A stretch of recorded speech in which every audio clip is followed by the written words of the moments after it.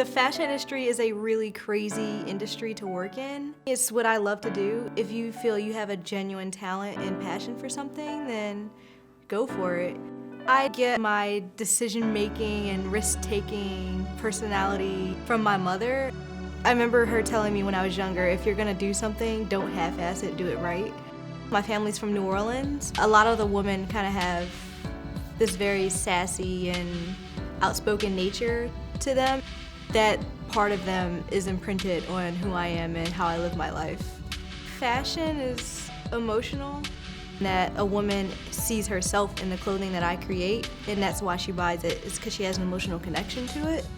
I'm someone who really likes prints, and I like to be very bold. I feel it's an easy way to express your personality, especially if you are a bold woman, you're not a wallflower. I would either want her to feel joy, happiness, or some kind of uplifting or positive emotional reaction.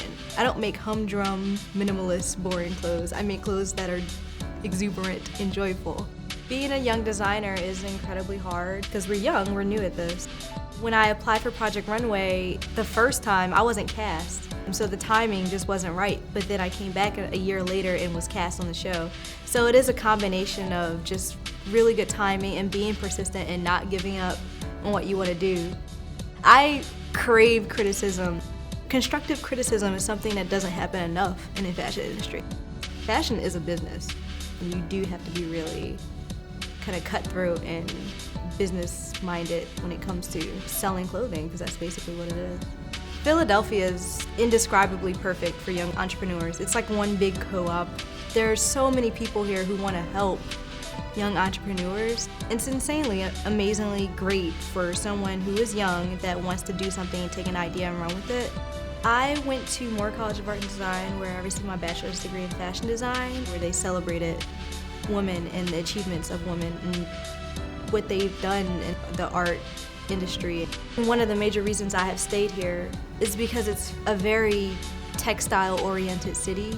It's interesting seeing this resurgence of fashion designers and garment factories come to life again, because it's kind of coming full circle of all the years that they weren't in use or weren't in business. People are starting to realize that places like Portland and Philadelphia, Seattle, they all have really rich fashion design communities, and they're becoming known thanks to things like social media and technology.